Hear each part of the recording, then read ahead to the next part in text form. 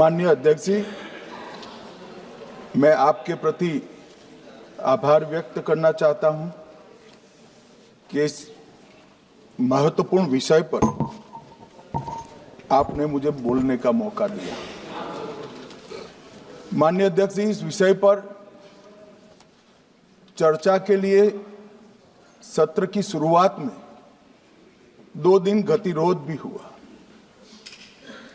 इससे एक प्रकार की गैर समझ, गलत धारणा जनता के बीच में पड़ी कि हम लोग ये चर्चा नहीं चाहते।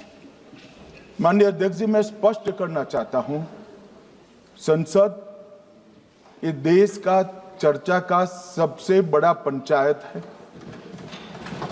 और हम भाजपा वाले, एनडीए वाले चर्चा से कभी नहीं भागते। कोई भी मुद्दा हो, संसद के नियमों के अनुसार चर्चा के लिए हम तैयार रहते हैं। हमने 2 दिन तक विपक्ष के चर्चा करी कि इसको बाद में किया जाए, 2 सत्र बाद में किया जाए, मगर नहीं माने। हमने हाँ भर दी। मेरा दायित्व है मान्यवर कि हमने क्यों ना बोली थी। ना बोलने के 2 कारण थे। एक कारण था कि चर्चा गहन पुनः निरीक्षण के नाम पर वो मांगते थे, एसआईआर के नाम पर मांगते थे। मान्यवर, मेरा बहुत स्पष्ट मत है कि एसआईआर पर इस सदन पे चर्चा नहीं हो सकती, क्योंकि गहन पुनः निरीक्षण की जिम्मेदारी भारत के चुनाव आयोग की है।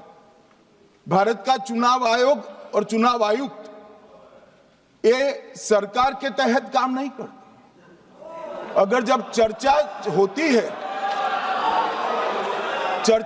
है और कुछ सवाल खड़े किए जाएंगे तो इसका जवाब कौन देगा? मान्यवर, जब उन्होंने कहा कि हम चुनाव सुधार पर चर्चा करने के लिए तैयार है, हम तुरंत मान गए और आज चुनाव सुधार पर ही चर्चा हुई। मान्यवर, लगभग 63। प्लीज मान्य दादा, आप बीमार हो, मैं समझ रहा हूं, मगर बीमार ज्यादा हो तो घर पे रहा करो, यहां सदन का माहौल मत बिगाड़िए। मान्यवर, 63 सदस्यों ने प्लीज ऐसे माहौल ठीक रहना चाहिए। व्यक्तिगत बात है मेरी और दादा के बीच में, माहौल ठीक रहना चाहिए। मान्यवर, 63 सदस्यों ने पक्ष और विपक्ष से इस चर्चा में हिस्सा लिया है और जो चर्चा का समय हुआ था तय, उससे ज्यादा आपने समय लिया है। इसलिए भी मैं आपका धन्यवाद व्यक्त करना चाहता हूं। मान्यवर, चर्चा तय हुई थी चुनाव सुधारों के लिए, मगर ज्यादातर विपक्ष के सदस्यों ने एसआईआर पर ही चर्चा करी। अब चर्चा इन्होंने जिस तरह से शुरू करी है, जवाब तो मुझे देना पड़ेगा मान्यवर, और मैं मानता हूं उनको सुनना भी चाहिए।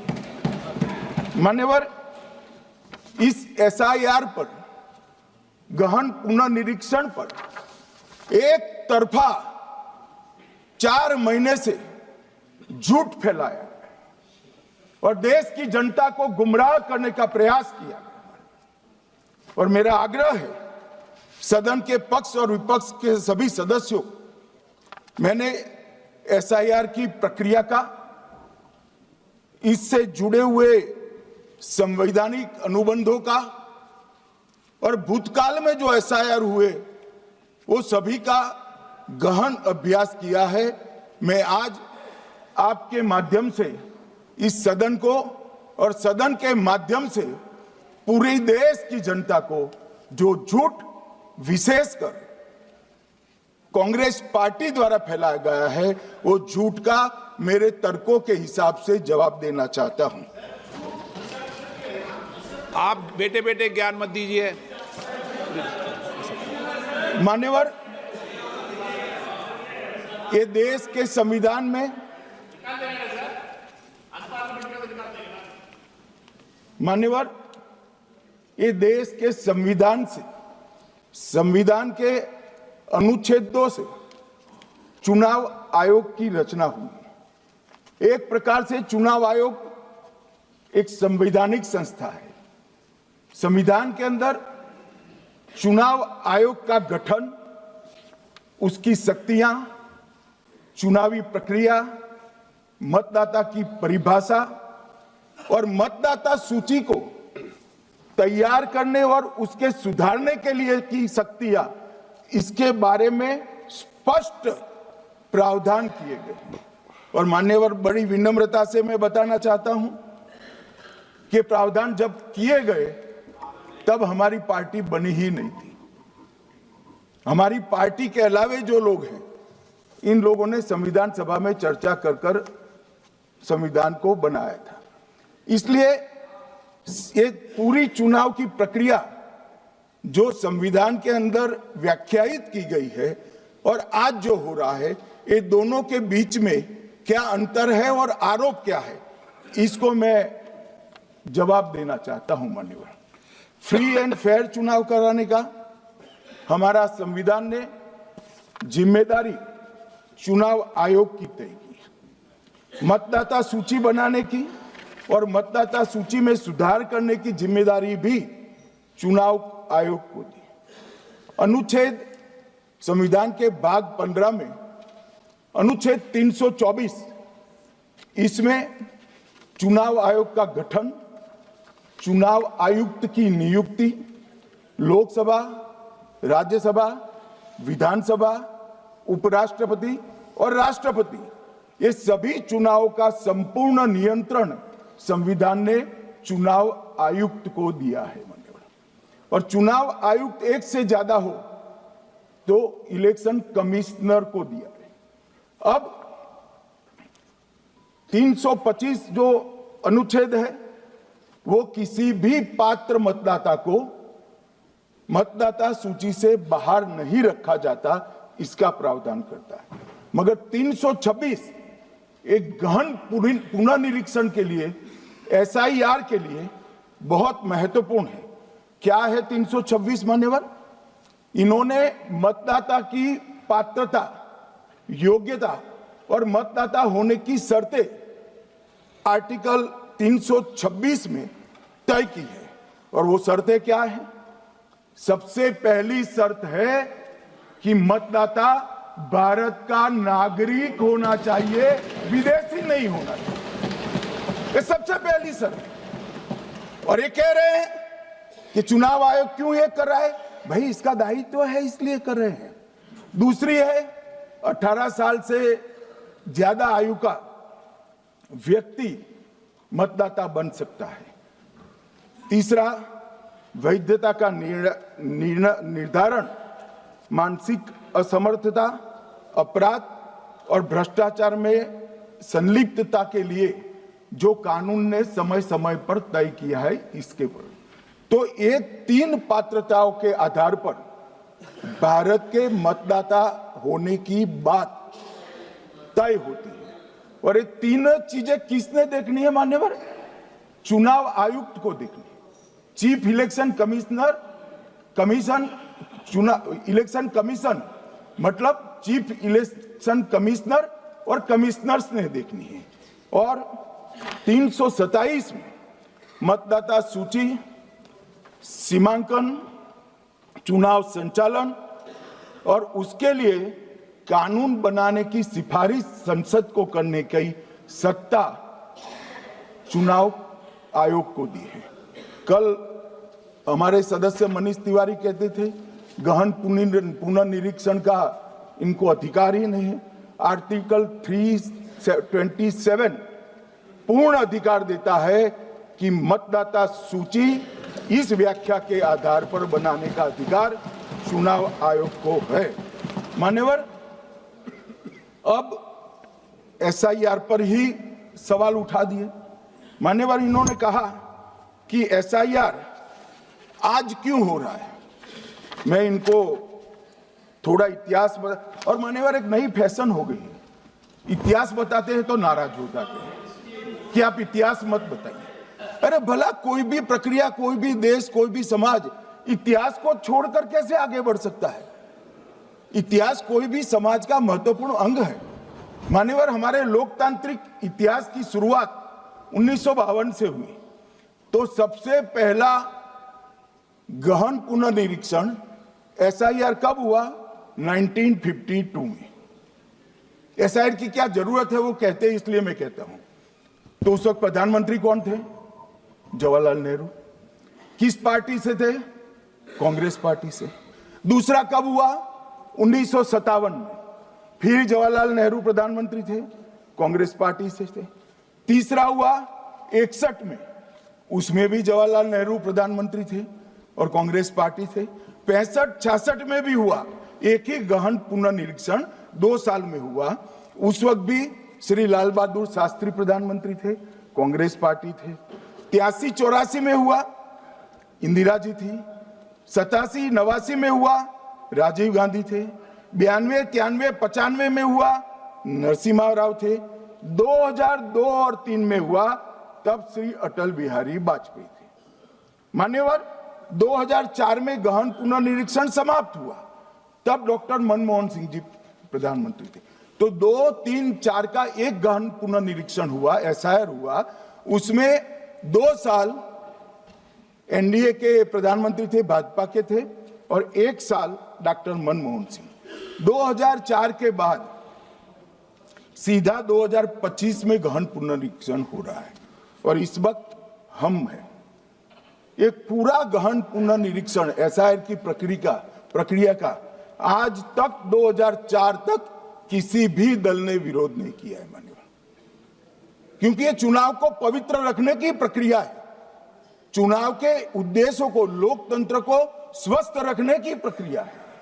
अगर लोकतंत्र में चुनाव जिसके आधार पर होते हैं वो मतदाता सूची ही प्रदूषित है, तो चुनाव कैसे साफ और सुथरे हो सकते हैं? मानो समय समय पर मतदाता सूची का गहन पुनर्निरीक्षण जरूरी है, इसलिए चुनाव आयोग ने फैसला किया कि 2025 में इसको किया जाएगा। मान्यवर, एक बीच में एक घटना मैं जरूर कहना चाहूंगा। 2010 में एक चुनाव आयुक्त महोदय ने निर्णय किया कि रिटर्निंग ऑफिसर को मतदाता सूची में से नाम काटने का अधिकार नहीं है, और उसके बाद से किसी की मृत्यु हुई तो भी नाम नहीं कटते थे, कोई एक क्षेत्र से दूसरे क्षेत्र में गया तो भी नाम नहीं कटते थे। एक व्यक्ति का ट्रांसफर हो गया तो कोयम्बटूर से वो शिमले चला गया, भारत सरकार का कर्मचारी है, तो उसका नाम कोयम्बटूर में भी रहता था, शिमला में रहता था, क्योंकि 2010 में, मैं बताता हूं किस, मैं बख्शूंगा नहीं, आप चिंता मत करो, क्योंकि 2010 में एक व्यवस्था हुई कि किसी का नाम नहीं काट सकते, और उस वक्त भी कांग्रेस पार्टी की सरकार थी। तो एक गहन पुनर्निरीक्षण क्या है? मानिए, एक गहन पुनर्निरीक्षण है कि जिनकी मृत्यु हो गई उनके नाम कट जाए, जो 18 साल से बड़े हो गए उनके नाम जोड़ जाए, जो किसी भी प्रकार से 2 जगह मतदाता है उनके नाम कट जाए, और जो विदेशी नागरिक है उनको चुन चुन कर डिलीट किया जाए। ये गहन पुनर्निरीक्षण। और मैं आज इस मंच से, आपके माध्यम से इस सदन को और देश की जनता को कहना चाहता हूं, क्या कोई भी देश का लोकतंत्र सुरक्षित रह सकता है जब देश का प्रधानमंत्री और राज्य का मुख्यमंत्री कौन हो वो घुसपैठिए तय करेंगे? मान्यवर, नहीं रह सकते। एक मतदाता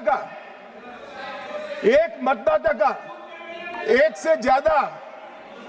से ज्यादा जगह पर वोट होना चाहिए। मान्यवर, एक से ज्यादा जगह पर वोट होना चाहिए। जो लोगों का मृत्यु हो चुका है, मान्यवर, जिन लोगों का मृत्यु हो चुका है उनका वोट मतदाता सूची में होना चाहिए। मान्यवर, ये SIR और कुछ नहीं है, मतदाता सूची का शुद्धिकरण है। मैं मानता हूं इससे कुछ दलों के राजनीतिक स्वार्थ आहत होते हैं, मुझे उन दलों के प्रति एक प्रकार से अनुकंपा भी है, क्योंकि देश के मतदाता तो वोट देते नहीं है, ये थोड़े विदेशी दे देते थे, वो भी चले जाएंगे। मगर मान्यवर, क्या हमने भारत के नाते निर्णय करना पड़ेगा कि इस देश की संसद को चुनने के लिए, राज्य की विधानसभा को चुनने के लिए विदेशी को वोट देने का अधिकार देना है या नहीं देना है? और मेरा मत है, मेरा विनम्र मत है मान्यवर, कि ये नहीं देना चाहिए। मान्यवर, इसमें कानूनी स्थिति का प्रश्न नहीं है।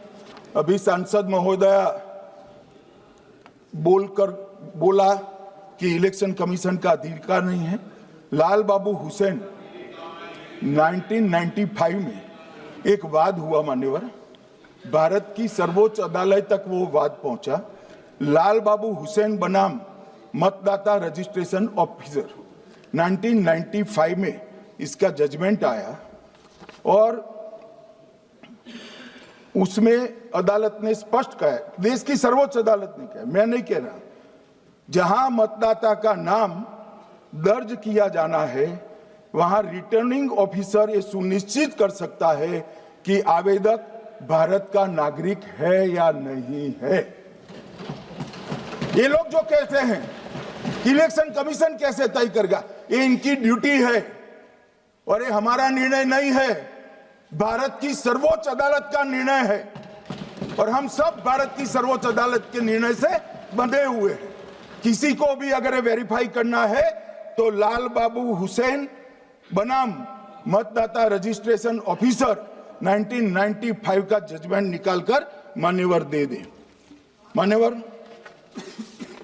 विपक्ष के नेता राहुल गांधी जी ने 5 नवंबर 2025 को एक प्रेस कॉन्फ्रेंस में परमाणु बम फोड़ा। अब वो परमाणु बम के अंदर उन्होंने कहा कि हरियाणा में एक ही घर में 501 वोट पड़ गए। चुनाव आयोग ने इतनी स्पष्टता करी कि हाउस नंबर 265 कोई छोटा मकान नहीं है और 1 एकड़ का पुश्तैनी प्लॉट में अनेक परिवार बस रहे हैं, मगर वहां हर परिवार के घर का नंबर नहीं दिया गया है, इसलिए सब जगह हाउस नंबर 501 दिया गया और एक परिवार की तो 3 पीढ़ियां साथ में रह सकती है। और पुराने नंबर से ही जब हरियाणा में कांग्रेस की सरकार चुनी गई तब से ये नंबर इसी तरह से चल रहा है। ये ना कोई फर्जी घर है ना फर्जी वोटर है। मान्यवर, वोट चोरी का नैरेटिव बनाने के लिए मान्यवर, मेरा विपक्ष के नेता से एक निवेदन है कि 2 मिनट सुन ले मुझे, बाद में उनको बोलने का मौका दीजिए। मान्यवर, 2 मिनट। मान्यवर, मेरा आपसे विनम्र निवेदन है, मैं आधी रात तक बैठने के लिए तैयार हूं, मुझे कोई आपत्ति नहीं। मेरा भाषण समाप्त हो जाए, अरे सुनिए ना भाई, सुनो ना, 2 बड़े बोलते हैं तब बीच में नहीं बोलते। मान्यवर, मेरा भाषण समाप्त हो जाए, मान्यवर, मेरा भाषण समाप्त हो जाए बाद में, इसमें जितने भी मुद्दे विपक्ष के नेता खड़े करेंगे, मेरी मर्यादा में इसका जरूर जवाब दूंगा, मुझे कोई आपत्ति नहीं। मेरा विनंती इसलिए है मान्यवर,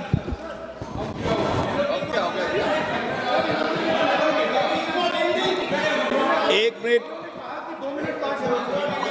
तो उनको पूरी बात करने दें। हाँ हाँ मान्यवर, मेरा विनंती भी मान्यवर, नो प्लीज डिबेट नहीं करते बेटे। मान्यवर, मेरा विनंती इसलिए है कि शायद वो जो मुद्दा खड़ा करना चाहते हैं उसका जवाब मेरे आगे भाषण में आ जाएगा तो मुद्दा ही नहीं बचेगा, इसलिए मैं कह रहा हूं मुझे पूरा सुन लिया जाए। मान्यवर, बिहार में एक मतदाता की उम्र 34 साल बताई गई, 34 साल की है, इसको 124 साल बताया गया। सच था कि इसमें उम्र 124 बार छपी थी। बाद में मिंता देवी जी ने खुद बताया कि उन्होंने ऑनलाइन आवेदन किया था और वो ऑनलाइन आवेदन करने में गलती हो गई, इसके कारण उम्र 124 साल छपी थी। अब इसके आधार पर मतदाता सूची पर प्रश्न कर दिए। सुबोध कुमार नवादा, प्रेस कॉन्फ्रेंस में कहा गया कि एक राजनीतिक दल के बीएलए है, इनका नाम कभी आया ही नहीं, वो भी सच नहीं निकला। रंजू देवी रोहतास, उनको कहा कि एक कार्यकर्ता, उन्होंने बाद में रंजू देवी जी ने स्टेटमेंट दिया, जबरन बुलाकर उनकी वोटर लिस्ट से नाम काट लिया गया, ऐसा आरोप हुआ। तो रंजू देवी ने यही कहा कि कांग्रेस के कार्यकर्ताओं को कहने पर मैंने गलत जानकारी दी थी। मान्यवर, ये जो प्रेस कॉन्फ्रेंस हुई और उसने जिस प्रकार का देश में माहौल बनाया, चलो ये तो मैंने आरोप जो लगाए थे और सत्य क्या है कहा, मगर मैं विपक्ष के नेता ने जो प्रेस कॉन्फ्रेंस में कहा कि मतदाता सूची ठीक नहीं है, इसको सुधार करना चाहिए, तो भाई गहन पुनर्निरीक्षण क्या है, एसआईआर क्या है, मतदाता सूची का सुधार करने की प्रक्रिया है, और वो कर रहे हैं तो भी विरोध कर रहे हैं, पुरानी मतदाता सूची कर रहे हैं तो भी विरोध कर रहे हैं। भाई मतदाता सूची पुरानी हो या नहीं, आपका हारना तय है, ये मतदाता सूची से नहीं होता। मान्यवर, उन्होंने कहा, अपने लॉजिक के समर्थन में कहा कि भारतीय जनता पार्टी को कभी एंटी इनकम्बेंसी का सामना नहीं करना पड़ता। मान्यवर, एंटी इनकम्बेंसी इनके खिलाफ होती है जो जनहित के विरुद्ध काम करे। ये बात सही है कि भाजपा को एंटी इनकम्बेंसी का फायदा विरोध बहुत कम करना पड़ता है। हमारी सरकारें बार बार चुनकर आती हैं, चाहे राज्य में है या केंद्र में, परंतु ऐसा नहीं है कि हम 2014 के बाद एक भी चुनाव नहीं हारे। छत्तीसगढ़ में 18 में हारे, राजस्थान में 18 में हारे, मध्य प्रदेश में 18 में हारे, कर्नाटक में भी 14 के बाद हारे, तेलंगाना में हम जीत नहीं पाए, चेन्नई में हम जीत नहीं पाए, बंगाल में भी हम हारे। भाई तो तब तो ये मतदाता सूची बहुत अच्छी होती है, टप से नए कपड़े पहनकर आप शपथ ले लेते हो। उस वक्त मतदाता सूची का विरोध नहीं करते हो, और जब मुंह की पटखनी पड़ती है बिहार की तरह, तब मतदाता सूची का विरोध करते हो। माननीय मेरे दोहरे मापदंड नहीं चलेंगे लोकतंत्र में। जब आप जीतते हो तब चुनाव आयोग महान है, जब आप हारते हो तो चुनाव आयोग निकम्मा है, बीजेपी का कहने पर चलता है। जब आप जीतते हो मतदाता सूची अच्छी है, मतदाता सूची अच्छी है, और जब आप हारते हो तो मतदाता सूची खराब है। मान्यवर, मुझे कोई आपत्ति नहीं, इस प्रकार का भ्रांति फैलाए तो फैलाए, मेरा दायित्व है कि इस देश की जनता को एक ड्यूअल स्टैंडर्ड की जानकारी देना, जो मैं आज इस सदन में खड़े होकर दे रहा हूं। मान्यवर, आगे पर भी मैं इस विषय को कहूंगा, और ढेर सारे आरोपों के मेरे पास जवाब है। जो 3 प्रेस कॉन्फ्रेंस में, एक सादा प्रेस कॉन्फ्रेंस, एक एटम बम वाला प्रेस कॉन्फ्रेंस, एक परमाणु बम वाला, ये तीनों में क्या हुआ, इसके सारे जवाब मेरे पास है। मान्यवर, अब ये कहते हैं कि 2-2 जगह है, 2-2 जगह मतदाता है। मान्यवर, किन किन लोगों के 2-2 जगह मतदाता, मैं इसमें जिनके नाम 2 जगह रजिस्टर्ड है उसका दोष नहीं निकालता मैं, क्योंकि एक जगह से कोई व्यक्ति दूसरी जगह गई तो 2010 के बाद इसको डिलीट करने का अधिकार आरओ के पास से ले लिया गया। इसके कारण ये विसंगतियां खड़ी हुई है।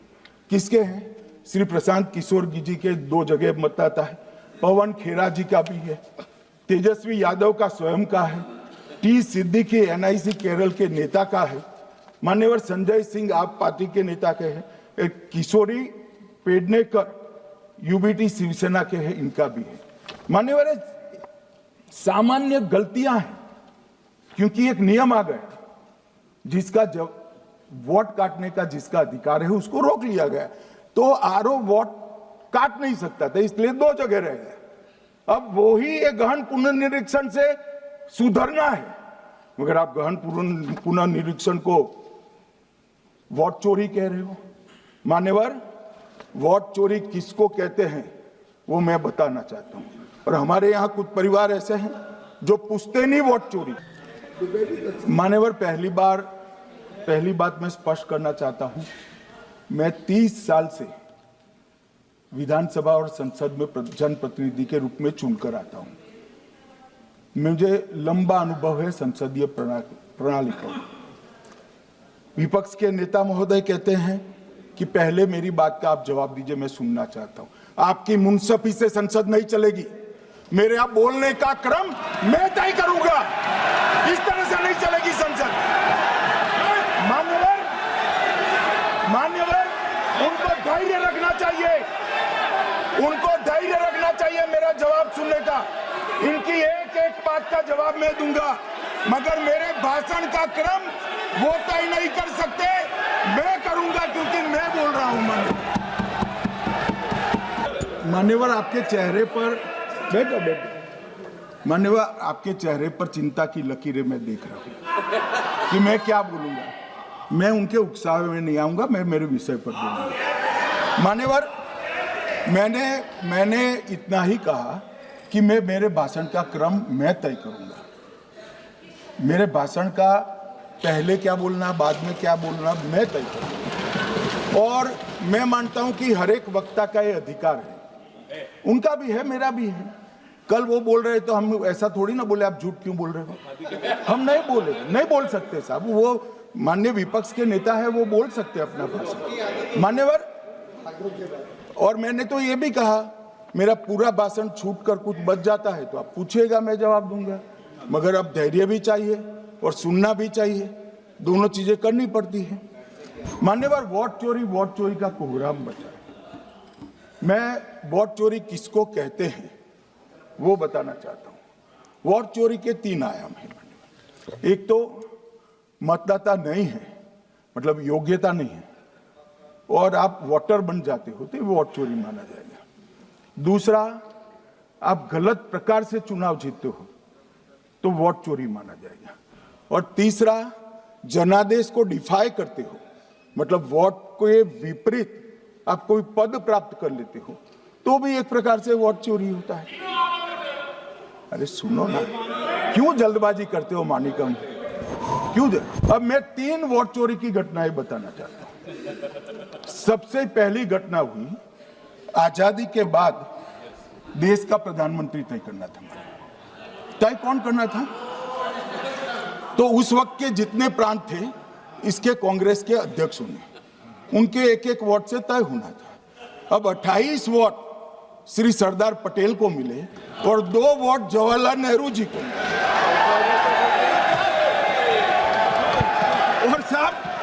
और साहब प्रधानमंत्री जवाहरलाल जी बने।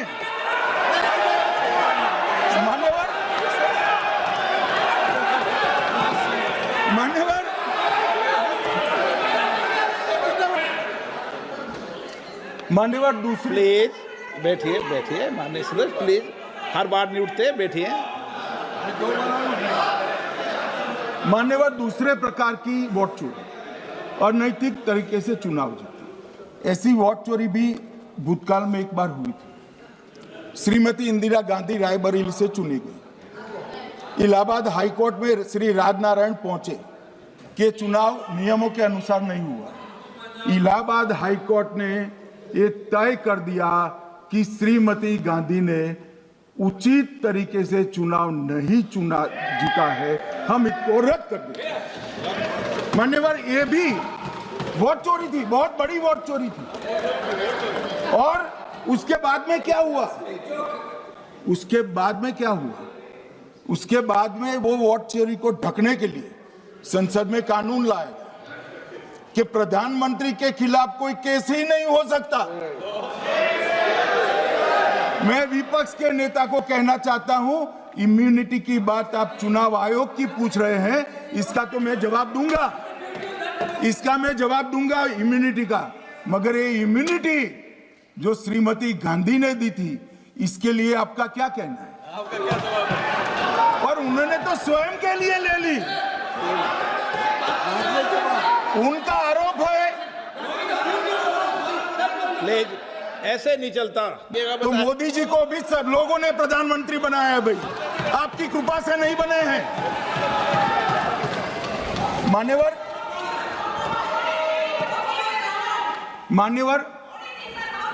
नो प्लीज सर, ऐसे मानव तरीका ठीक नहीं है आपका, 2-2 मिनट में उठना।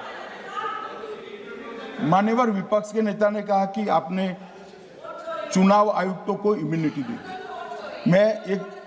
इनका आरोप सत्य नहीं है, मैं इसकी बात बाद में करता हूं, परंतु हमने तो चलो मानो चुनाव आयुक्त को इम्यूनिटी दी, श्रीमती गांधी ने तो अपने आप को इम्यूनिटी दी।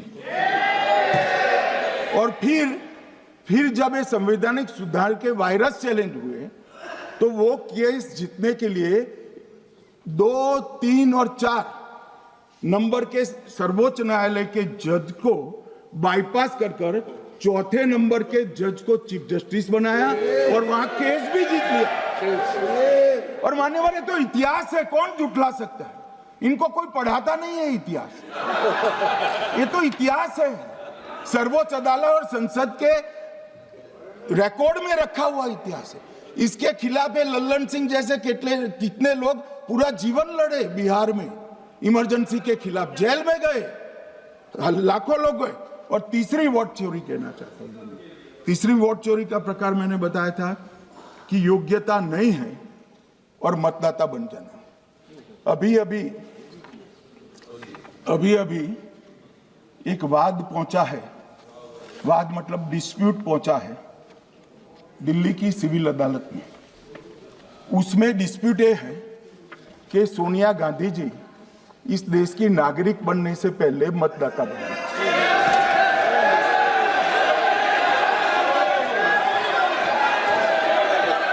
मान्यवर, मैंने इतना ही कहा है कि अदालत में केस चल रहा है जो फैक्चुअल है। अब जवाब तो उनको अदालत में देना है, सोनिया जी ने यहां क्यों दे रहे हैं? अदालत में जवाब देना है। अब मुझे सुनिए तो, अब आपने एक मुद्दा खड़ा किया, मुझे जवाब तो देने दीजिए। मान्यवर, मैंने कुछ ऐसा नहीं कहा, मैंने सिर्फ इतना कहा है कि एक वाद दायर हुआ है दिल्ली की अदालत में, मैंने कोई कंक्लूजन नहीं कहा। मैंने कहा कंक्लूजन का, मैंने कोई कंक्लूजन नहीं कहा। कंक्लूजन तो जब उनका नोटिस का जवाब वो दे देगी तब अदालत देगी, तब फिर से बताऊंगा मैं। मगर अभी तो मैंने सिर्फ इतना कहा है कि वहां एक केस रजिस्टर्ड हुआ है जिसमें श्रीमती गांधी को नोटिस इश्यू किया है। इसमें इतने लाल पीले होने की जरूरत क्या है? मान्यवर, हम सबका साझा दायित्व है, हम भी विपक्ष में बैठे, हम चुनाव जितने जीते हैं इससे ज्यादा हारे हैं।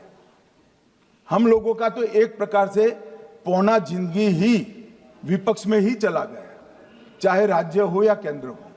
कई चुनाव हमारे, हमने चुनाव आयुक्त और चुनाव आयोग पर कभी आरोप नहीं लगाया। एक नया पैटर्न खड़ा हुआ, एक नया पैटर्न। मैं पूरा वाक्य नहीं बताना चाहता। श्रीमती ममता बनर्जी ने चुनाव आयोग पर आरोप लगाए, स्टालिन जी ने लगाए, बीडी सतीशन जी ने लगाए, श्री राहुल गांधी ने लगाए, मल्लिकार्जुन खड़गे जी ने लगाए, तेजस्वी यादव जी ने लगाए, अखिलेश यादव जी ने लगाए, वी शिवन कुट्टी ने लगाए, हेमंत सोरेन जी ने लगाए, भगवंत मान जी ने लगाए। अब पहले तो ऐसी परंपरा सिर्फ कांग्रेस पार्टी में थी, मगर संपर्क का दोष कहता होता है साहब, ये सारे इंडिया अलायंस वाले चुनाव आयोग के खिलाफ आए। मान्यवर, चुनाव आयोग एक तटस्थता से चुनाव कराने वाला संस्थान बनाया गया और इसकी मान्यता कोई पॉलिटिकल पार्टी ने नहीं दी, भाग और अनुच्छेदों के तहत हमारे संविधान ने दी है। और ये संवैधानिक प्रक्रिया है, इस संवैधानिक प्रक्रिया पर सवाल खड़े कर कर, अनर्गल आरोप कर कर आप पूरे चुनाव आयोग की एक प्रकार से पूरे दुनिया में इसकी छवि को धूमिल करने का काम कर रहे हैं। आपको लगता है कि आप सरकार की छवि धूमिल करें? ना जी, आप पूरी दुनिया में भारत के लोकतंत्र की छवि को धूमिल करें। मान्यवर, सरकार का तो इतना ही सवाल है मान्यवर, सरकार का तो इतना ही सवाल है कि भारत के मतदाता क्या सोचेंगे, मगर मतदाता का सोचने का सवाल नहीं है। मतदाता को तो मालूम है कि हमने तो वोट दिया है इसलिए चुनकर आए हैं, तो उसके मन में कोई डाउट नहीं है। ये वोट चोरी करते रहे, घुसपैठिया बचाओ यात्रा निकाली और बिहार में 2/3 बहुमत से हम जीत गए। मान्यवर, ये जो नई परंपरा शुरू हुई कि देश के अंदर चुनाव न जीते तो चुनाव आयोग को बदनाम करो, चुनाव प्रक्रिया को बदनाम करो, मतदाता सूची को बदनाम करो, ये हमारे लोकतंत्र का भला नहीं करेगी। यही आयुक्त के तहत, यही सरकार के होते हुए आप कई चुनाव जीते हैं, हम कुछ नहीं बोले हैं, हम पार्टी में बैठकर इसकी मीमांसा की, मगर ये लोग चुनाव आयोग पर। मान्यवर, मैं थोड़ी स्पष्टता के लिए आंकड़ा देना चाहता हूं। मई 14 में श्रीमान नरेंद्र मोदी इस देश के प्रधानमंत्री बने, तब से उनको आपत्ति है। तो एनडीए क्या क्या जीती? 3 लोकसभा चुनाव हम जीते, 41 राज्यों के विधानसभा चुनाव जीते, तो हम 44 विधानसभा टोटल चुनाव जीते हैं 2024 से 25 तक। मगर वो भी 30 चुनाव जीते हैं अलग अलग विधानसभा में, 30 जगह पे। अगर मतदाता सूची करेक्ट है तो क्यों शपथ लिया, क्यों चुनाव लड़ा? आप बताइए देश की जनता को। आप लोग यहाँ कैसे पहुंचे? श्री राहुल गांधी जहां से चुनकर आए थे, वो वायनाड की मतदाता सूची में भी मेरी पार्टी ने प्रेस कॉन्फ्रेंस कर इसी प्रकार की डिस्क्रिपेंसी को बताया है। इसका जवाब नहीं देते। हमने अमेठी का भी बताया है, इसका जवाब नहीं देते हैं। मान्यवर, एक चुनाव की मतदाता सूची में जो थोड़ी बहुत गलतियां हैं, उसको वो लोग मुद्दा बनाते हैं चुनाव हारने का। चुनाव हारने का कारण है नहीं, मैं अंत में बताऊंगा क्यों हारते हो चुनाव, मैं बताऊंगा मान्यवर अंत। परंतु फिर भी चलो मान ले कि मतदाता सूची ठीक नहीं है, तो गहन पुनर्निरीक्षण का मतलब ही ये है कि मतदाता सूची को सुधारने की प्रक्रिया। अब इसमें आपके बीएलए सहयोग नहीं करते हैं, आप उसका बहिष्कार का ऐलान करते हो, आपकी राज्य सरकारें जहां है वो मदद कम करती हैं, तो कैसे मतदाता सूची का शुद्धिकरण होगा? जो आपकी डिमांड है वो ही चुनाव आयोग कर रहा है। आपकी डिमांड है कि मतदाता सूची ठीक हो, वो चुनाव आयोग कर रहा है। मगर हुआ क्या है मान्यवर, मालूम है इनको? अब अगर प्रेस में कोई पत्रकार उनको पसंद ना आए ऐसा सवाल पूछते हैं तो तुम बीजेपी के एजेंट हो ऐसा कहते हैं। मान्यवर, सवाल जो भी हो उसको लेना चाहिए। मान्यवर, पत्रकार कभी बीजेपी का एजेंट नहीं होता है, मगर आप अगर ऐसा मानते हो कि लोकतंत्र में आपको पसंद आए ऐसे ही सवाल पत्रकार पूछे तो ये नहीं हो सकता। इमरजेंसी नहीं है भाई, इमरजेंसी नहीं है। मान्यवर, एक प्रेस में कोई सवाल पूछता है तो कहते हैं बीजेपी के एजेंट है, केस हारते हैं तो जज पर आरोप कर देते हैं, चुनाव हारते हैं तो ईवीएम पर आरोप करते हैं, ईवीएम की दलील अब गले नहीं उतरती तो वोट चोरी का मुद्दा लेकर आए, वोट चोरी का मुद्दा लेकर पूरा बिहार में यात्रा निकाली, फिर भी हार गए। अब हारने का कारण आपका नेतृत्व है, ये हारने का कारण ईवीएम और मतदाता सूची नहीं है। और अगर ये मानते हैं मान्यवर, अगर ये मानते हैं कि इनको कोई पूछने वाला नहीं है, भगवान करे मैं गलत पड़ जाऊं, कांग्रेस के कार्यकर्ता इनका हिसाब मांगेंगे। एक दिन कांग्रेस के कार्यकर्ता इनका हिसाब मांगेंगे कि इतने चुनाव कैसे हार गए। मान्यवर, कोई जज आजादी के इतने साल में नहीं हुआ है मान्यवर कि कोई जज एक जजमेंट दे तो जज के खिलाफ इंपीचमेंट लेकर आते हैं। अपनी वोट बैंक को एड्रेस करने के लिए इंपीचमेंट लेकर आते हैं मान्यवर। और ये सारे ने तो साइन कर दिया, साथ ही साथ उद्धव जी ने भी साइन कर दिया। उद्धव जी, जजमेंट क्या है? एक पहाड़ी पर मान्यता है कि हाँ सबसे ऊपर सबसे ऊपर दिया जलाया जाए। मान्यवर, ये वोट बैंक को संभालने के लिए एक हाईकोर्ट के जज के सामने इम्पीचमेंट लेकर आए हैं।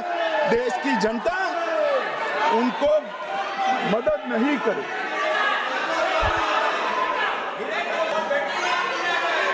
मान्यवर, 2014 के बाद हारने की परंपरा शुरू हुई।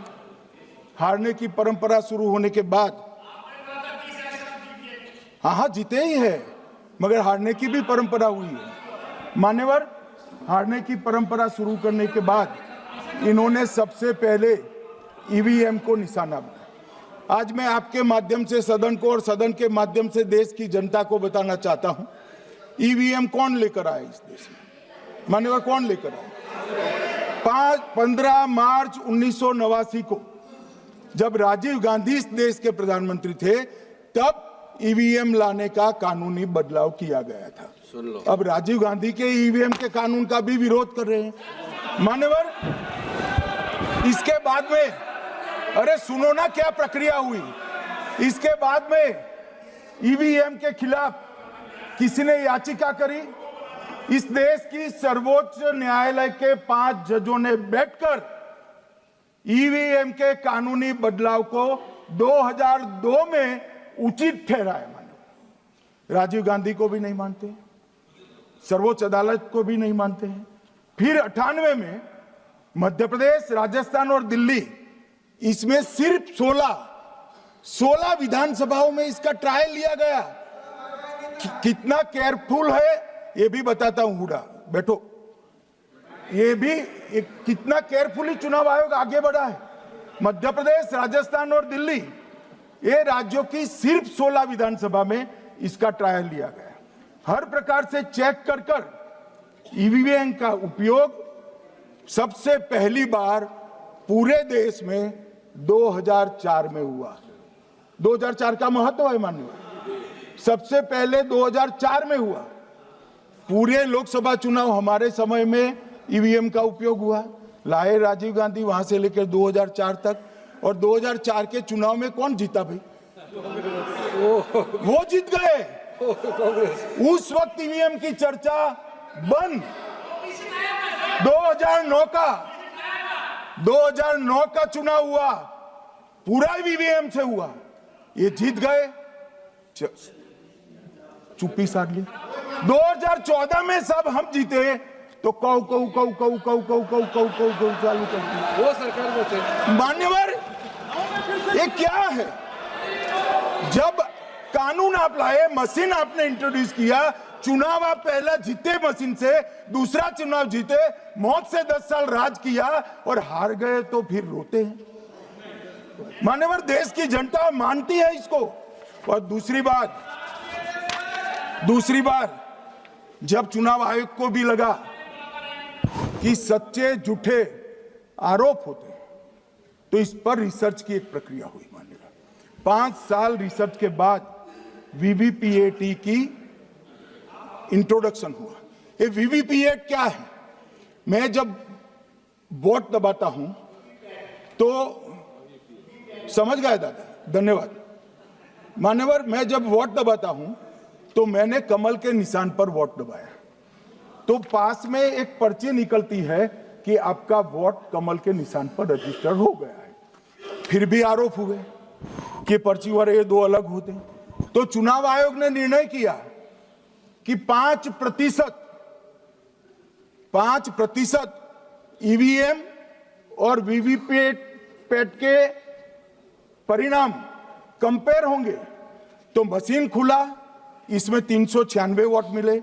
तो वीवीपैट में कितने वोट मिले, तो 396 है या नहीं है, ये 5% मशीनों में मिलता है। मान्यवर, मैं आंकड़े लेकर आया हूं चुनाव आयोग को पूछकर आज कि कितने वीवीपैट और मशीन का मिलान नहीं हुआ। आज तक 16,000 मशीन और वीवीपैट का मिलान हुआ है, एक भी वोट का बदलाव नहीं। और ये जब मतगणना होती है तब उनके पोलिंग एजेंट बैठते हैं मान्यवर, परिणाम पर वो साइन करते हैं, दोनों प्रकार के, मशीन के और वीवीपीएटी के परिणाम पर भी साइन करते हैं मान्यवर। और ये इस पर आरोप लगा रहे हैं मान्यवर। अब ये कह रहे हैं कि उस वक्त वाईफाई नहीं थी। सबसे पहली बात 2004 में वाईफाई आ चुकी थी, मगर फिर भी चलो मान लो, आरोप लगाते गए।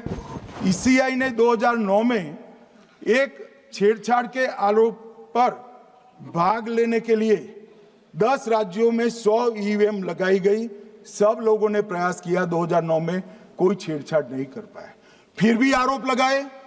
तो 2017 में इलेक्शन कमीशन ने जून 2017 में 3 दिन तक ईवीएम इलेक्शन कमीशन की ऑफिस में रखे कि कोई भी पार्टी आकर, कोई भी टेक्नोक्रेट आकर, कोई भी साइंटिस्ट आकर ईवीएम को हैक कर कर बता दे। ये तो गए ही नहीं, ये नहीं गए मान्यवर। ये सिर्फ प्रेस में आरोप करते, ना अदालत में जाते हैं, ना चुनाव आयोग के पर जाते मान्यवर, मगर एक्सपर्ट भी नहीं गए।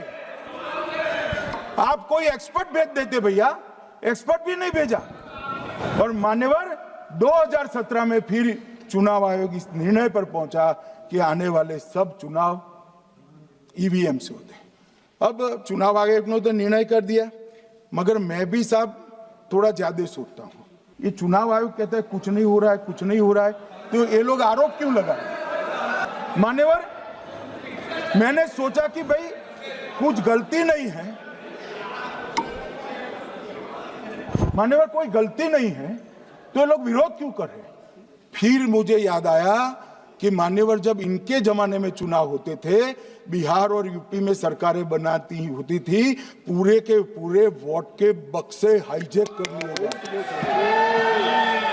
ईवीएम आने से ये बंद हो गया, ईवीएम आने से बंद हो गया।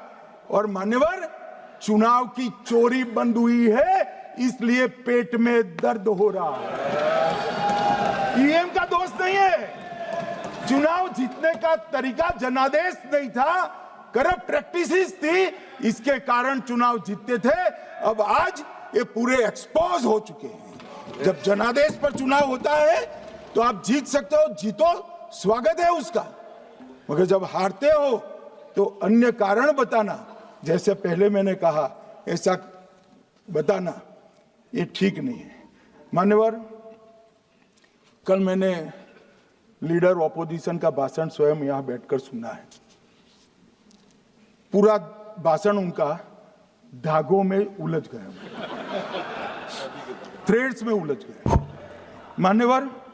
ये कहते हैं पीएम का शेड्यूल देखकर चुनाव आयोग चुनाव तय करता है। मेरा सभी सांसद महोदय से करबद्ध निवेदन है कि चुनाव होने के पहले के 1 महीने पीएम का शेड्यूल, और पीएम को लगभग 24 और 16 कितना होता है, 40 महीना हो गया। इसमें से किसी भी 1 महीने का शेड्यूल दिखाओ। पीएम की गति ही इतनी है, कोई भी महीना उठाओगे तो इतने ही प्रवास करते हैं मानवर। इसको चुनाव का कोई लेन देन नहीं है। हमारे प्रधानमंत्री जनसंपर्क में आजादी के बाद सबसे ज्यादा प्रवास करने वाला प्रधानमंत्री। और मैं जानता हूं साहब, मैं जानता हूं नरेंद्र मोदी जी को 2001 से मैं बता सकता हूं, एक भी दिन की छुट्टी नहीं, एक भी वैकेशन नहीं, लगातार जनता का काम करना। मैंने कभी नहीं देखा उनको वैकेशन में। कई बार इनका अनुकरण करने का प्रयास करते हैं तो बीपी बढ़ जाता है इतना, ये फिर रुक जाएंगे फिर मान्यवर। ये पूरी चर्चा चुनाव सुधार पर थी। मैंने आज ये भी जांच करा,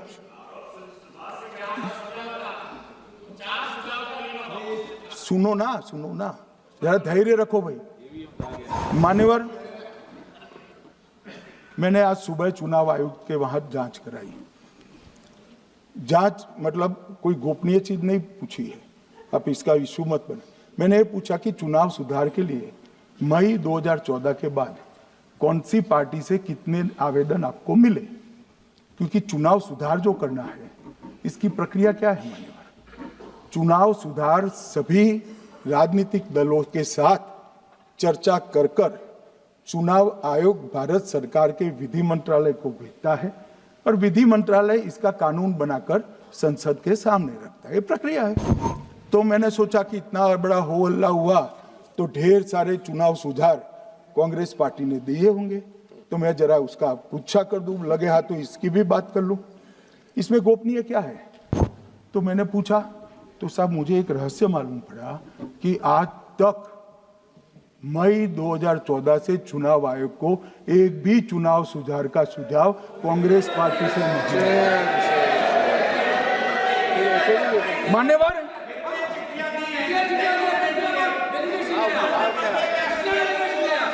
बैठे मैं बताता हूं मान्यवर, मैं मेरे स्टेटमेंट पर कायम हूं।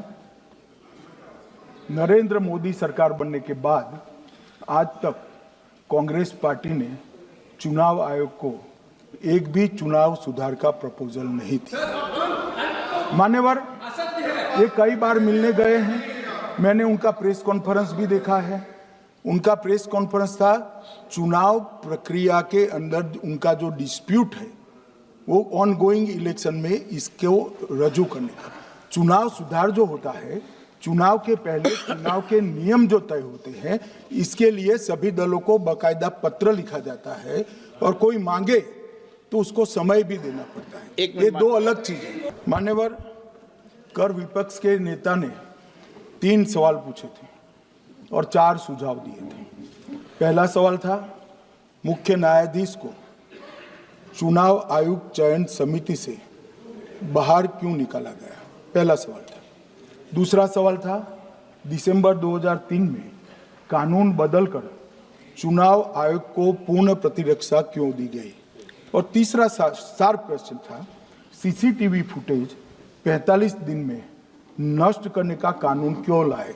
कानून नहीं लाए हैं, सर्कुलर चुनाव आयोग ने इश्यू किया है, मगर ठीक है, हार्द में समझ रहा हूं ये क्यों कर रहे हैं। ये 3 इसके जवाब थे।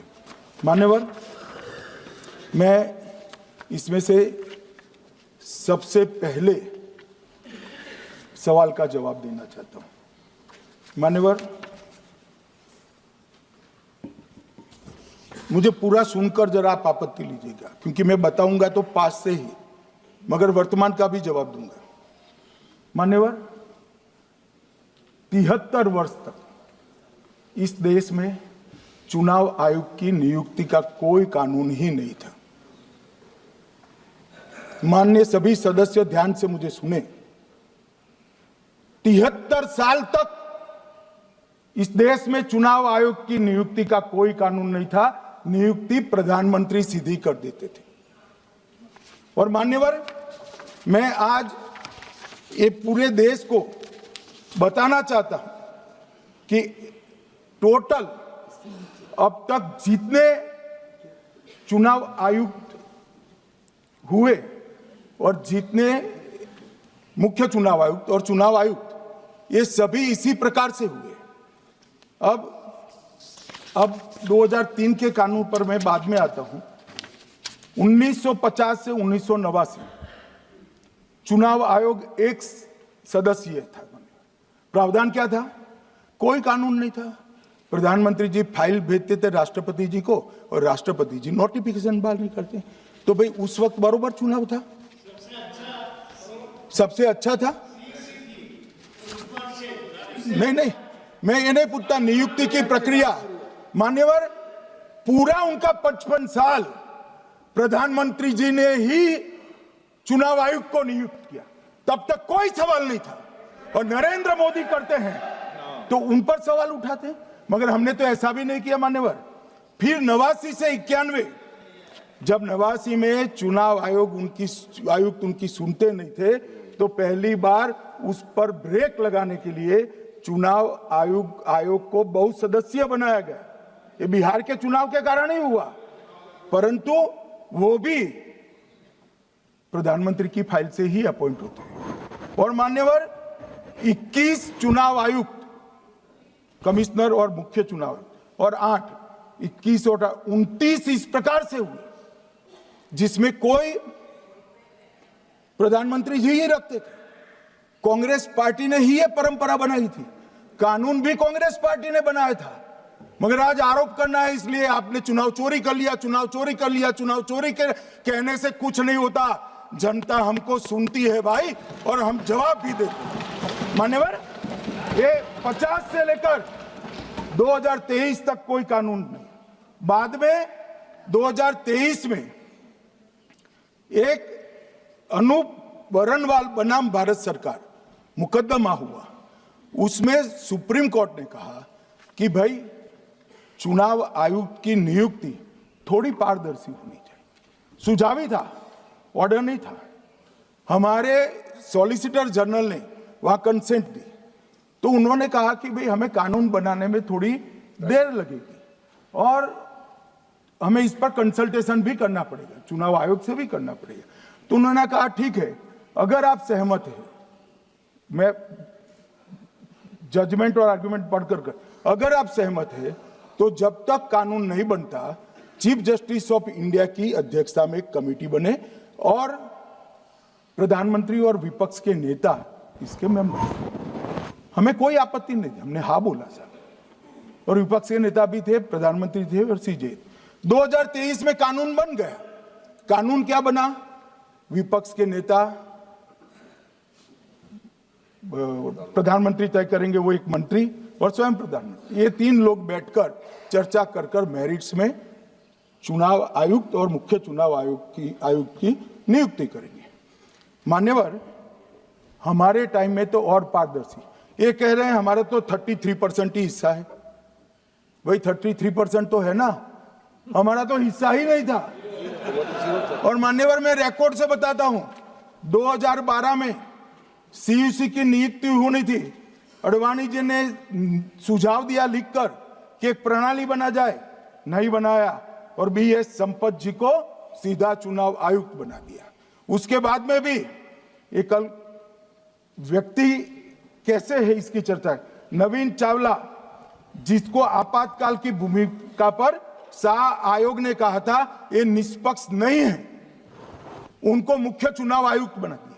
जबकि मुख्य चुनाव आयुक्त गोपाल स्वामी ने इनके खिलाफ पक्षपात के सबूत भी भेजे, खारिज कर दिया। मान्यवर, सुने नहीं। हमारे समय में ऐसा कभी नहीं हुआ है।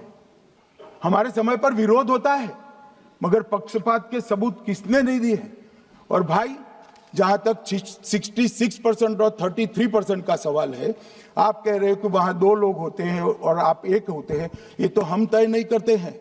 140 करोड़ की जनता तय करती है कौन 66 होगा और कौन 33। यहां कौन बैठेगा वो तो 140 करोड़ लोग तय करते हैं। वो आपके लिए तय करोगे तो आप 66 हो जाओगे, मगर आप तो 100 रख कर गए थे, हमने उसको 33 दे दिया। मान्यवर, ये क्या सवाल उठाते, और वो समझते हैं कि मैं बोलता हूं तो बस ये ब्रह्म वाक्य होगा। ऐसे नहीं होता है मान्यवर, हर चीज के तर्क होते हैं। इनका जो भाषण तैयार करते हैं वो भी ठीक से नहीं करते, रिसर्च नहीं करते। मान्यवर, इन्होंने सीसीटीवी फुटेज 45 दिन में इलेक्शन कमीशन ने नष्ट करने का निर्णय किया, इस पर आपत्ति उठाई। मान्यवर, जन प्रतिनिधित्व अधिनियम 1951 की धारा 81 में एक प्रावधान है। प्रावधान क्या है? उम्मीदवार चुने जाने के बाद 45 दिन में चुनाव याचिका दायर कर सकते हैं। 45 दिन के बाद इसको कोई चुनौती नहीं दे सकता। ये नियम 1991 में बना, तब उस वक्त सीसीटीवी फुटेज नहीं था। सीसीटीवी फुटेज बाद में चुनाव आयोग ने एक सर्कुलर से रूल्स में बदलाव कर ऐड किया। अब किया क्या है चुनाव आयोग ने? सीसीटीवी फुटेज का जो रिकॉर्ड है उसको जन प्रतिनिधित्व अधिनियम की 1951 की धारा 81 के साथ संरक्षित किया है, मतलब अलाइन किया है कि 45 दिन के बाद कोई डिस्प्यूट की प्रोविजन ही नहीं है एक्ट में, तो 45 दिन के बाद ये सीसीटीवी फुटेज क्यों रखना चाहिए? अब इतनी सादी समझ नहीं है सब। मैं क्या कर सकता हूँ?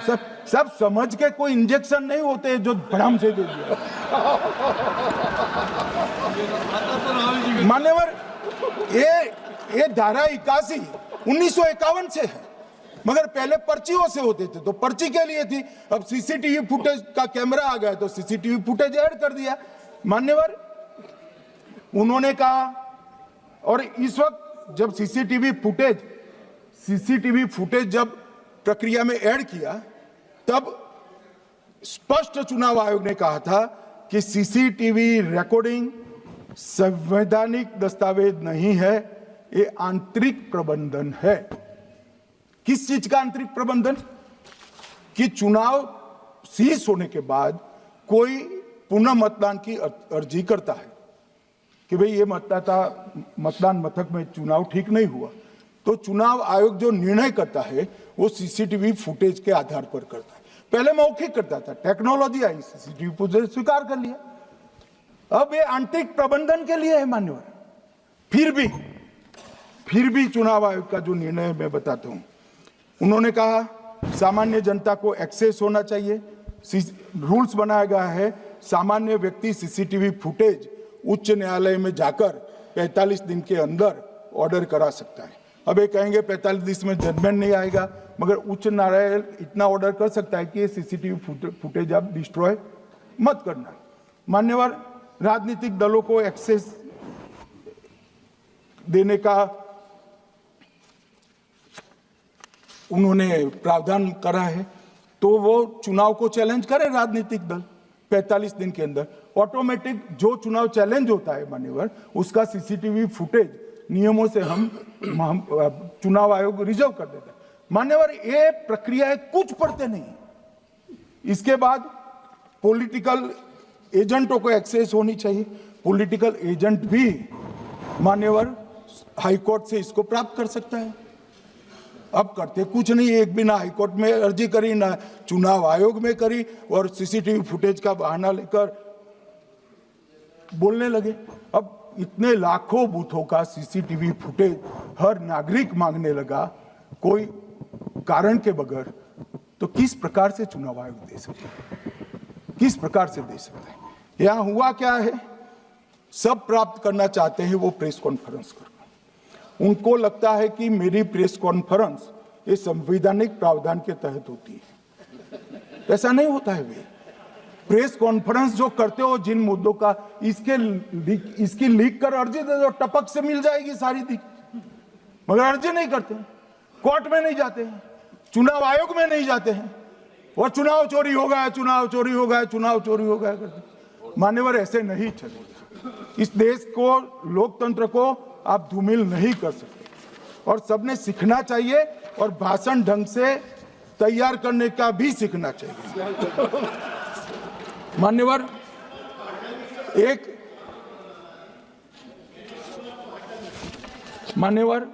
एक उन्होंने कहा सीसी को 2003 में कानून बनाकर इम्यूनिटी दी। मान्यवर, representation of the people act 1950 में ही ईसीआई के अधिकारियों को जो इम्यूनिटी प्राप्त है उससे जरा भी बढ़ोतरी नहीं करी। हमने सिर्फ रिप्रेजेंटेशन ऑफ 1951 के एक्ट को पुनरावृत्ति की है। मान्यवर, आरपीए एक्ट की धारा 32 और आरपीए एक्ट 51 के सुधार की धारा 146C कहती है कि चुनाव आयोग के कोई भी अधिकारी, जिसमें इलेक्शन कमिश्नर आ जाते हैं, इस पर कोई मुकदमा चुनाव प्रक्रिया के लिए नहीं चल सकता। ये प्रावधान है मान्यवर, और वो प्रावधान को 23 के कानून में इसको भी हमने संरेखित किया है मान्यवर। इतने सारे वकीलों को राज्यसभा दे रखी है, भगवान जाने क्या करते हैं सर, अपने नेता को ब्रीफ भी नहीं करते। मान्यवर, ये वाक्य आप निकाल सकते हैं, ये वाक्य निकाल सकते हैं। मान्यवर, अच्छा सुझाव दिया आपको।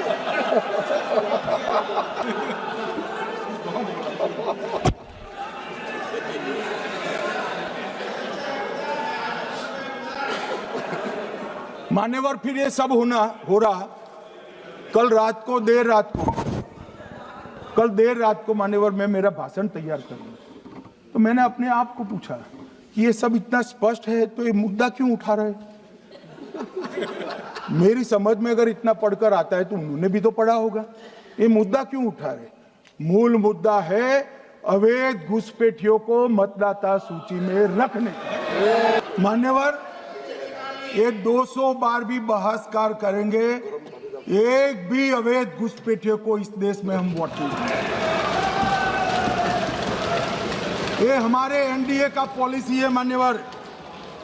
डिटेक्ट मतलब ढूंढो, डिलीट करो, मतदाता सूची में नाम काटो और उनको डिपोर्ट करो। हम संवैधानिक प्रक्रिया कर डिटेक्ट, डिलीट और डिपोर्ट ये पूरा करेंगे। ये क्यों सदन छोड़कर भाग गए। मैं इनके सामने तो कोई बात भी नहीं कर रहा था, ना कांग्रेस पार्टी के सामने बात कर रहा था। मैं तो बात कर रहा था घुसपैठियों को देश के बाहर निकालने की। अब ये तो देखिए साहब, अगर मैंने इतने सारे आरोप करे श्री जवाहरलाल नेहरू पर, इंदिरा गांधी पर, इनके पिताजी पर, सोनिया जी पर, तब भागते तो लाजिम था। ये घुसपैठियों को लिए भाग गए क्योंकि उनकी हमारी पॉलिसी है डिटेक्ट, डिलीट और डिपोर्ट। उनकी पॉलिसी है नॉर्मलाइज कर दो घुसपैठ को, उसके बाद में मान्यता प्रदान कर दो और चुनाव में मतदाता सूची में डालकर फॉर्मलाइज कर दो। मगर साहब ये लंबे समय तक नहीं चलना। मैं मेरे मन से मानता हूं, मेरे पार्टी के सिद्धांत तो है ही, मगर मैं मानता हूं कि जनसांख्यिकी में इतना बड़ा परिवर्तन देश के लिए बहुत बड़ा खतरा है। यह देश एक बार जनसांख्यिकी के आधार पर बढ़ चुका है और हम नहीं चाहते कि आने वाली पीढ़ी ये देश के भी बंटवारे दिखे। इसलिए ये बहुत जरूरी है कि इस देश से घुसपैठ को रोकना पड़ेगा। मान्यवर ये कहते हैं कि घुसपैठ हो रही है, भारत सरकार की जिम्मेदारी नहीं है। मान्यवर मैं आज बताना चाहता हूं, घुसपैठ हो रही है भारत बांग्लादेश की सीमा से। वहां पर कुल 2216 किलोमीटर बॉर्डर है, इसमें से 1653 किलोमीटर बॉर्डर बन चुकी है। अब 563 कहां बाकी रही है मान्यवर मालूम है? केवल और केवल एक राज्य बंगाल। आसाम का पूरा हो गया, मेघालय का पूरा हो गया, त्रिपुरा का पूरा हो गया, जम्मू कश्मीर का पूरा हो गया, पंजाब का पूरा हो गया, राजस्थान का पूरा हो गया, गुजरात का पूरा हो गया, खाली बंगाल का बाकी रखा है।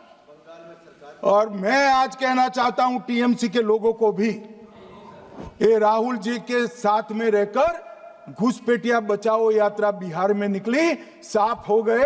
आप भी घुसपैठियों को बचाओगे तो वहां भारतीय जनता पार्टी का विजय तय।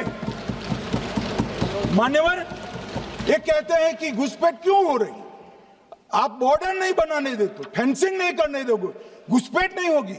फिर भी चलो मैं पूछना चाहता हूं कि घुसपैठ होकर सबसे पहले घुसपैठिया कहां आता है? कहां आता है? तो गांव में आता है। पटवारी को मालूम नहीं पड़ता, गांव के थाने वाले को मालूम नहीं पड़ता। इसकी मतदाता सूची में नाम डालने के लिए आधार कार्ड कहां बनता है? वहीं बनता है। उसका राशन कार्ड कहां बनता है? बंगाल में बनता है। और मतदाता सूची में कौन सी मतदाता सूची में ऐड होता है? तो बंगाल में होते। आपकी कोई जिम्मेदारी नहीं है। मान्यवर ये देश के भविष्य और सुरक्षा के साथ खिलवाड़ कर रहे। कभी कभार चुनाव तो जीत जाओगे घुसपैठियों के आधार पर, परंतु इस देश की सुरक्षा को आप ताक पर रखो। मैं आज कहना चाहता हूं मान्यवर, बिहार की जनता ने एक बहुत महान फैसला किया है घुसपैठिया बचाओ यात्रा के खिलाफ जनादेश दिया। और बंगाल भी ये करने जा रहा है मान्यवर, आने वाले दिनों में करेंगे, उनको मालूम नहीं। मान्यवर मैं एक कल राहुल गांधी जी ने एक विषय कहा था कि सारी संवैधानिक संस्थाएं आपने करप्ट कर दी। मैंने पूरा बताया कि चुनाव आयोग की नियुक्ति के पहले क्या नियम थे। उन्होंने ये कहा कि महत्वपूर्ण पद पर आरएसएस की विचारधारा के लोग रख दिए जाते हैं, तो इसमें क्या आपत्ति है भाई? क्या इस देश में कोई कानून बना है कि आरएसएस की विचारधारा वाले हैं उनको कोई महत्वपूर्ण? अरे इस देश का प्रधानमंत्री आरएसएस की विचारधारा वाला है, इस देश का गृह मंत्री आरएसएस की विचारधारा वाला है, और जनादेश से बनकर आए, आपकी कृपा से बनकर नहीं आए मान्यवर। मगर उन्होंने क्या किया था वो मैं फिर बताना चाहता हूं। 1969 में इस देश का राष्ट्रपति का चुनाव हुआ। 1969 में इंदिरा जी अपनी पार्टी के अंदर ही संघर्ष करती थी। पार्लियामेंट्री बोर्ड ने राष्ट्रपति के चुनाव के प्रतिनिधि के रूप में कांग्रेस पार्टी का अधिकृत उम्मीदवार बनाया श्री संजीव रेड्डी को, और इंदिरा जी ने प्रधानमंत्री रहते हुए अपने पार्टी के मैंडेट को ही डिफाई कर कहा कि राष्ट्रपति का चुनाव में वोटिंग अंतर आत्मा की आवाज से करनी चाहिए, और उन्होंने श्री वीवी गिरी को प्रत्याशी बनाया मान्यवर। और फिर हुआ क्या? अल्पमत में थी वो, संजीव रेड्डी जी के वोट ज्यादा थे। जीतने के लिए उन्होंने कम्युनिस्टों से समाधान किया, और इस देश की सारे संस्थान पर, शिक्षा संस्थान पर, महत्वपूर्ण संवैधानिक पद पर कम्युनिस्टों को बिठाने का काम ये इंदिरा गांधी जी ने, और वहीं से इस देश के विमर्श को बदलने का काम किया है, वहीं से किया है। वामपंथी विचारधारा इस देश के प्रकृति को, इस देश के स्वभाव को, इस देश की जनता को स्वीकार्य नहीं है, और इसीलिए वामपंथी लुप्त हो गए मान्यवर। उन्होंने इस देश के युवा धन को वामपंथी विचारधारा पर डाइवर्ट करने का काम किया है, जो 2014 से फिर से नरेंद्र मोदी जी ने इसको एक अच्छी तरीके से, लोकतांत्रिक तरीके से परिष्कृत करने का काम कर रहे हैं मान्यवर। और ये कह रहे हैं कि आरएसएस के विचारधारा वालों को रखते हैं। कोई ऐसा कानून नहीं है मान्यवर कि आरएसएस की विचारधारा वाला व्यक्ति कोई, आरएसएस की विचारधारा क्या है? देश के लिए मरना ही आरएसएस की विचारधारा। देश को समृद्धि के परम शिखर पर ले जाना ही आरएसएस की विचारधारा है। देश की संस्कृति का झंडा बुलंद करना ही आरएसएस की विचारधारा। ये क्या समझाते हैं? हम ऐसे मान लेंगे? हम नहीं डरते साहब किसी से, हम नहीं डरते। मैं मेरी ही बात करता हूं। मैं तो 10 साल का था और नारे लगाता था, आसाम की गलियां सुनी है, इंदिरा गांधी खूनी है। हम तो वहां से लड़ते लड़ते आए हैं, हम नहीं डरते मान्यवर। और मान्यवर, इन्होंने कहा कि वोट चोरी से जीतते हैं, वोट चोरी से नहीं जीते हैं। आपने सर्जिकल स्ट्राइक का विरोध किया, इसलिए हम जीते। आपने एयर स्ट्राइक का विरोध किया, इसलिए जीते हैं।